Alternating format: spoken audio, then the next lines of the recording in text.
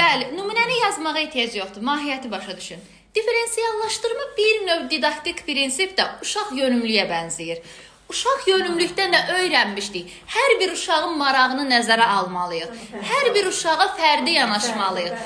Baxın, fərdi yanaşmaq onu seçmək deyil. Fərdi yanaşmaq, tutaq ki, qrupda 15 nəfər mi var? Hər birini nəzərində saxlayır. Hər birinin marağını bilir artıq, tələbatını bilir. Budur.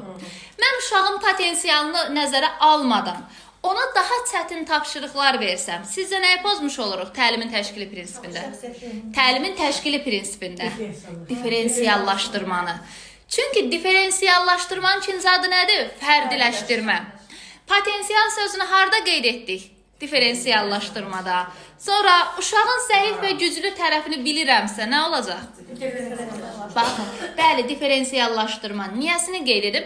Çünki mən o uşaqlara fərdi yanaşmasam,